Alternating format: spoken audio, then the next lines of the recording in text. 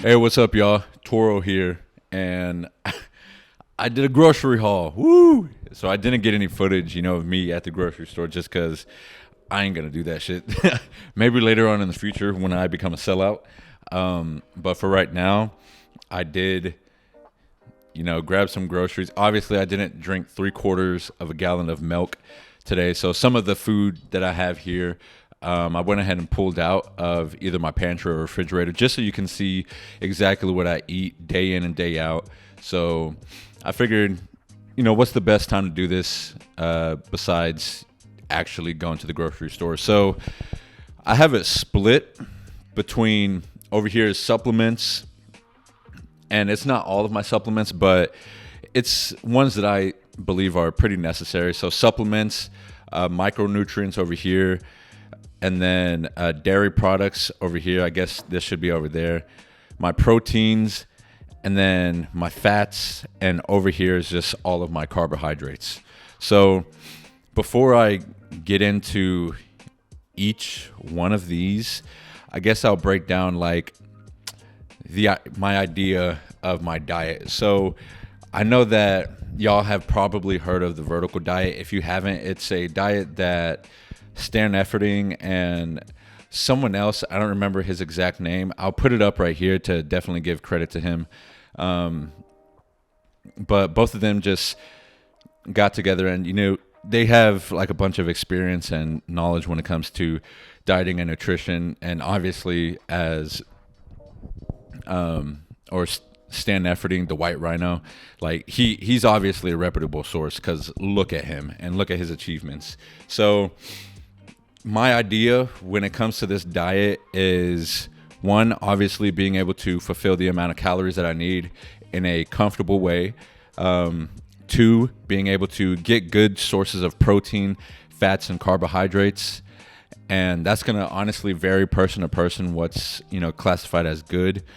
But I guess a rule that you can follow is, is it a single ingredient food, and then does it have a lot of the macro or micronutrient that you're looking for? And then next is, how does it act with my stomach? So all of the foods that you see here cause zero bloating and, zero discomfort, diarrhea, all of that when it comes to my personal diet. This is something that you're going to have to test on your own, unfortunately, because, like maybe you're lactose intolerant, or maybe ground beef just goes right through you if you struggle with processing fats, or or maybe eating I know personally with me, I have sweet potatoes over here. You can't see it, but if I eat a lot of sweet potatoes, that'll make me bloated and uncomfortable. So I have to watch the amount of sweet potatoes that I consume. So it is a science, but this is kind of what works for me. And as you see, I even have creamer here just because when I drink coffee in the morning, I actually started using like a tablespoon of creamer because I like the way it tastes. So yeah, that's my idea behind it. Just making sure that it fits my macros in with quality foods, and then it works good with my digestion, and it does what I need it to do. So when it comes to let's go ahead and break down the food sources actually. So I'm going to get a close-up. I'm going to come away from the microphone. Or actually, I probably won't have to. So, yeah, this is actually good. All right, so we'll start off with the supplements. So first, we have waxy maize, L-leucine, and then down there, we have potassium. And as you can see right there, we have some Muscle Farm Combat protein powder. So let's go ahead and talk about those first. I'm going to put this down. Sorry if it's kind of wonky, this video. I don't know. I feel like it'll come out good. But so first of all, let's talk about the waxy maize. What is it? It's like Carbolin. I don't know if you've ever heard that. Just a carb source that you can drink and, will improve your training, whenever you need carbs. So personally for me, I know that I benefit like a huge amount when it comes to consuming carbs during my workouts because, you can ask a lot of the people in my gym like Jeremy, Alexander, Charles, just a lot of the people who have been training with me. Whenever I start, especially at this body weight, whenever I train really hard, I start to almost pass out. Like, seriously, there's been plenty of times where after a set, I would almost black out. And at this body weight, there was a time where after every set for multiple months at a time, I would black out, and it was normal to me. But this prevents it. The waxy maize, along with what I'm going to talk about later, which is this right here, just fruit snacks. So the next supplement is over here, some just potassium. Potassium is amazing when it comes to making your muscles full. It's like, I think it's a version of salt. I mean, sorry if I got that wrong, but that's kind of what it does for me. The salt and potassium go hand in hand. Obviously, I consume more salt than potassium, but whenever I want to exert a lot of power in the gym, so obviously as a powerlifter, that's going to be quite a bit of times when I go to the gym, or honestly just training in general, I always make sure to consume at least 400 milligrams of potassium before my workout, and usually I do 400 milligrams during it, unless I just forget, honestly. But I notice a huge performance difference when I have potassium in my system as opposed to when I don't. So the next supplement, actually, we'll talk about sodium real quick. So the next supplement, I guess, would be sodium. And that's something that, if you're an athlete in general, you need to prioritize, because sodium is going to help you, prevent injury. It's going to help increase explosive power. It's going to just keep you performing at, top-notch level. Obviously, you can consume too much sodium, and, that can lead to like cramps and things like that. But more likely than not, you're probably, cramping out or fatiguing early because you don't have enough sodium. So if that's something that, you think you have a problem with currently, then you should definitely look into increasing your sodium pre and during your workout. And don't forget the potassium. So the next supplement is L-leucine. Boom. So I'm not a scientist, but I do trust Ben Pollock, PH at Deadlift. I don't know if y'all have heard of him. If you're a powerlifter, you probably have. But he's very knowledgeable, or at least he seems like. I guess I don't have any proof that he's knowledgeable when it comes to, diet, supplementation, programming, and all of that. And one thing that he said is, with branched chain amino acids, that's great to take, but a lot of the times they don't have enough L-leucine. And what he recommends is taking a minimum of 5 grams of L-leucine during your workout, because it helps increase protein, or I think muscle synthesis, or some shit like that, to where it'll actually build, or it'll get your muscles to start rebuilding. So, if you're not doing that, obviously I don't have any proof that it works, but it's like a $20 supplement, and it'll last me for 100 days. So that's $20 for every 3 months. And the brand that I use is Nutricos. So I don't know if that matters or not. Probably not. But the next supplement, and the last supplement that I have here, is just plain old protein powder. Obviously, you hear people saying that it's better to get it from, or to get your protein from, food sources. But honestly, I hate chicken breasts. Like, I really do hate chicken breasts. When I was a teenager, I would eat it literally all day, every day, as a wrestler and just as a track athlete and all of that. And maybe that's why I don't like it, but it's just dry. It doesn't have a lot of fat. It's hard to eat, and it takes a long time to eat. So I usually, whenever I need more protein for the day, I'll usually just take a scoop or 2 in order to fill up the rest of my protein. But usually it's no more than 50 grams of protein that I have to take, or that I have to supplement a day. And that's usually, right after a workout. So that's everything for the supplement part. So I'll just recap that. First, I have the waxy maize for my intracarbs.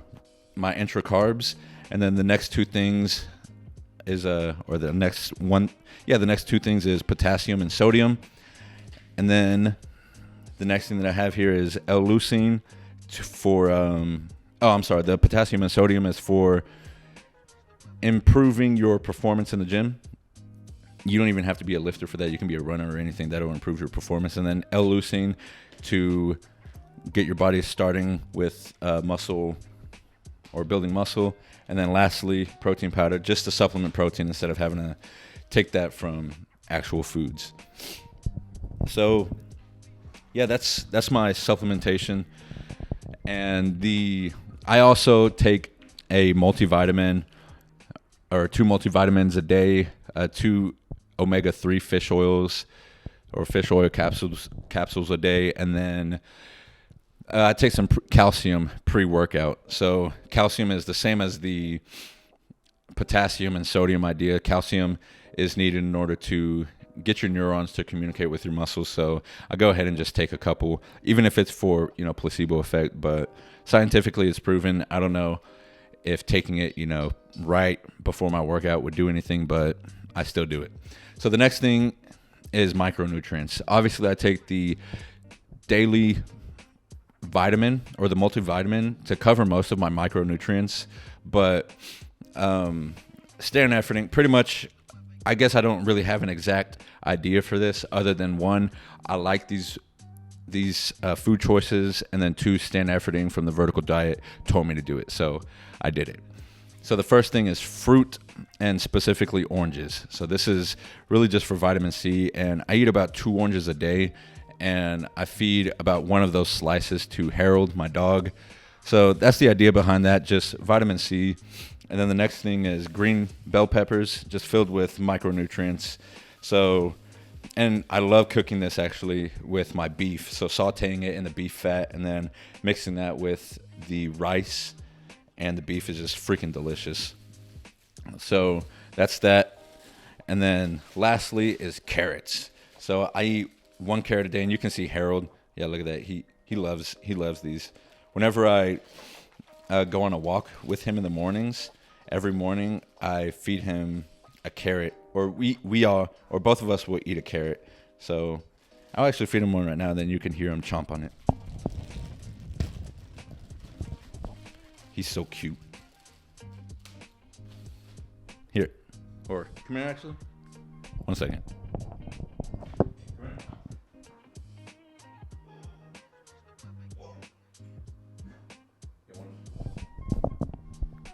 You want to say what's up to Harold? Say what's up. Here, you can hear him crunching a carrot.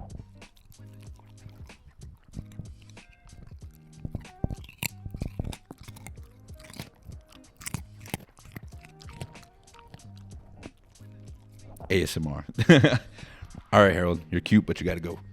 Oh, I did not just drop him. He landed on his hind feet. So yeah, with carrots, that's also Stan Efferding said to eat like 5 baby carrots a day. I go ahead and just eat 1, big old daddy carrot a day. So that's that.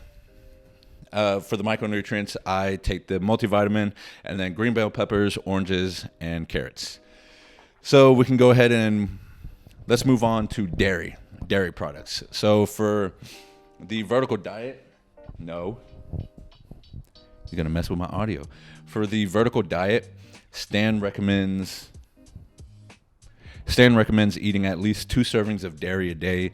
I go ahead and up that to 3 servings of dairy. 1, because I like dairy, and 2, it may not be logical, but I do feel stronger whenever I consume more dairy products. So the first dairy product that I eat, which is for my snack every morning, is cottage cheese. So I know it sounds disgusting, but if you eat it with like a toasted slice of sourdough bread, it's actually really good. The opposing textures is really good. And then make sure that it is 4% milk fat, because there's no point in getting reduced fat products in general. So that's that. The next thing is hazelnut coffee creamer, just because I like having about a tablespoon of that in my coffee every morning. So no really nutritional reason for that. Well, I guess I make sure not to get sugar-free, just because there's no point in that. And then the next dairy product, actually the last dairy product, is just regular-ass whole milk. So when it comes to that, it's just, great calorically, and then I like it. You know, I've always felt strong whenever I drink a good amount of milk, so I make sure to drink 2 cups of that a day. Harold, put that down. So yeah, those are dairy products. Again, we have whole milk, whole cottage cheese, and then just some regular hazelnut creamer. So next we can go ahead and move on to fats. The whole milk kind of falls into the fats category also, but not all that much, because it doesn't really have, you know, that much fat. I'm consuming like 16 grams of fat from milk, which is, I guess that's not, you know, whatever. The next fat source that I get, the next like non-essential fat source that I get, is from just roasted nuts. Is just roasted nuts. So personally, I just like the nuts, and I don't like peanuts, so I make sure that I get a brand or a type of mix that doesn't have any peanuts. And then my next fat source, which is my secondary fat source, is just eggs. So I'll eat about, it depends on the day, but most likely about 8 eggs a day, and that's just my breakfast. So yeah, it's a great protein source, great fat source, and you know, good high quality protein, and it doesn't mess with my stomach. And that's, you know, kind of the idea with all of this. None of this messes with my stomach. The next thing, I usually don't ever get, you know, steak, but it was on sale at Market Street for like $3 a pound, so I was like, why not? I got that. I usually don't eat that, but one thing, my main fat source and main protein source, so that's fats. I guess it kind of mixes into fats and proteins, but my next fat source is just good old ground beef. I usually try to get 97 or 93.7 ground beef, but I went to Winco today, and unfortunately they didn't have that, so I went ahead and went to Costco and got some 88.12 ground beef. So I'm gonna have to adjust my, you know, meals this week, because usually I do consume 93. So this is obviously going to have more fat, and I'm going to have to adjust accordingly. But those are my fat sources. So, you know, some milk, nuts, and then mostly from eggs and beef. So on to the protein sources.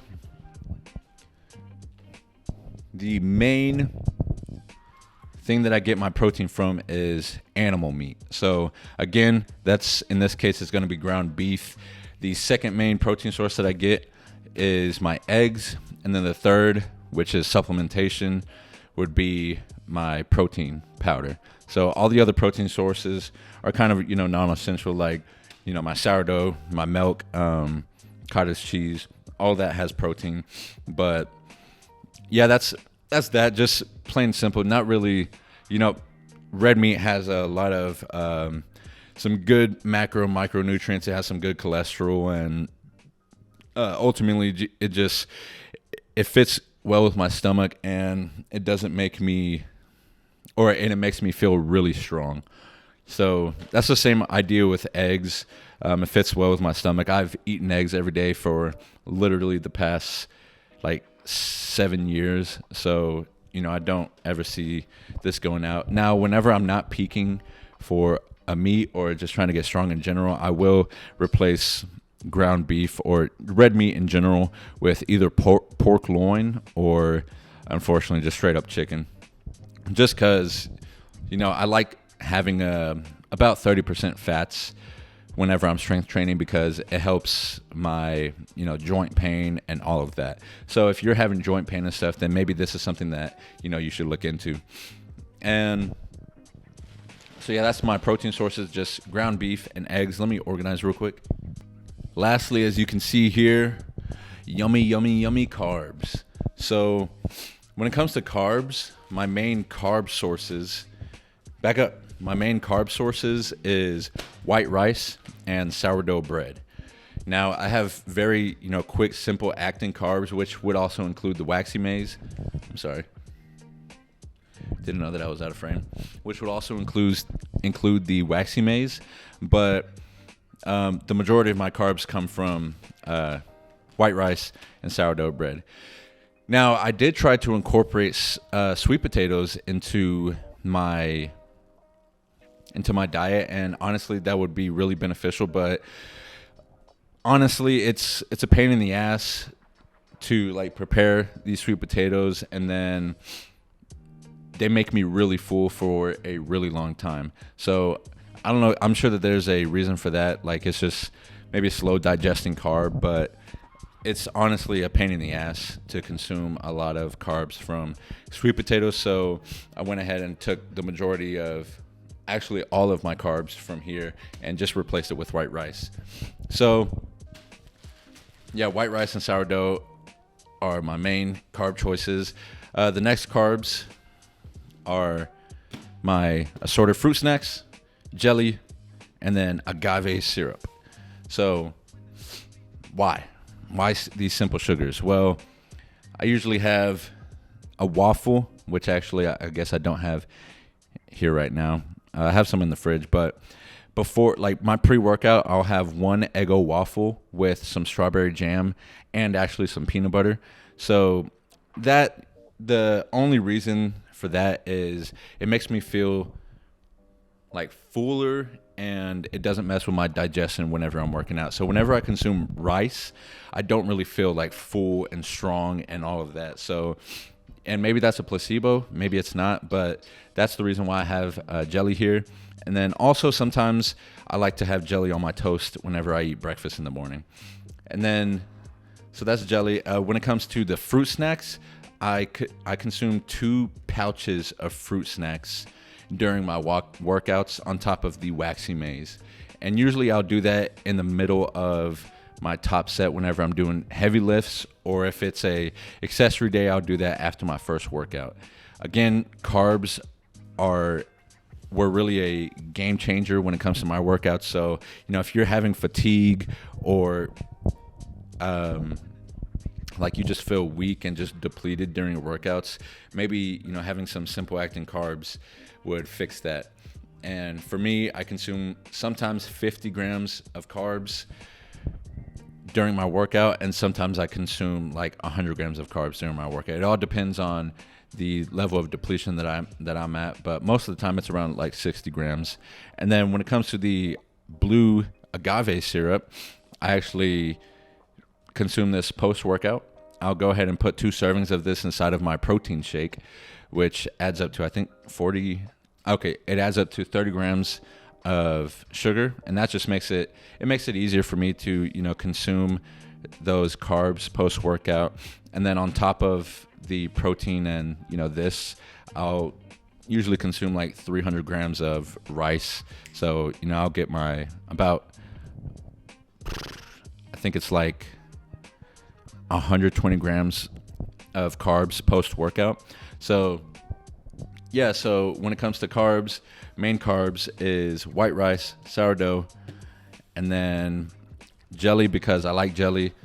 And for my workouts, assorted fruit snacks, intro workout, and then agave syrup post-workout. Pre-workout, I guess I have, you know, the jelly and the Eggo waffle. And then sweet potatoes is something that I've struggled with incorporating into my diet, but if you can incorporate it into yours, then this is definitely, you know, something that you should do. I'm sorry, this whole video I've been like looking up at the screen. Yeah, sorry. But yeah, that's my grocery haul. You know, I hope that, you know, some of this insight really helped you when it comes to making food decisions, because being strong is, you know, about training smart and hard in the weight room, recovering even harder outside of the weight room, and then making sure that your nutrition is on point, which, you know, goes hand in hand with your recovery. And, you know, you want to make sure that it's enjoyable and not, it's something that, you know, you need to constantly improve. And all the foods that I chose here, you know, they're all here for a reason. None of them, even the jelly, is here because of pleasure. You know, it's all because of performance, and, you know, that's how you should be thinking about your nutrition. what is this going to do for me? How is it going to add to my macros? How is it going to add to my overall calories that I need to be consuming? Is it going to mess with my stomach? Is it going to make me bloated? Is it going to do this? Is it going to do that? Like, you need to make sure that you answer the important questions and actually have a reason why you're consuming the foods that you're consuming. Because again, this is all strategy, and you're doing this for performance, as an athlete, or even if you're not an athlete and you're just trying to, feel good or feel healthier or actually, lose weight and shit, then, again, it's all for a purpose. So I hope you liked this video, and I was actually going to attach some training footage to the end of this video, but honestly, I'm going to keep this as an episode of its own. So if y'all want more videos like this, let me know. I won't know unless you ask. And yeah, so if you also, I'm starting to send out emails every Monday and Friday when it comes to improvement. So I keep a journal that I write down things that I find are valuable and important in my life, and I'm sure that would be to other lives. And, I just really want to share this with other people to help, bookend, I wish your days, but at this point it's your weeks. So whenever you get these emails and you read them, the first one will be on Monday morning to get your week started off right and focused. And then the next email that you'll get will be on Friday morning to make sure that you end your week off strong, focused, and making sure that you're doing what you have to do. So, if you stay consistent and read these emails, then it'll definitely improve your life. Obviously, you have to do the things that I'm telling you to do and be able to put that into your life. But yeah, if you want to sign up for those, it's going to be at torostrongpower.com. All you have to do is just go to torostrongpower.com, put in your name and email, and then boom, you'll be signed up. You'll get an introductory email where you'll learn a little bit more about me, my backstory, and then obviously how these emails are going to help you, and a little breakdown of these emails along with your first challenge. So again, if you want these, just go to torostrongpower.com. Again, that's torostrongpower.com. I'll see you on in the next video.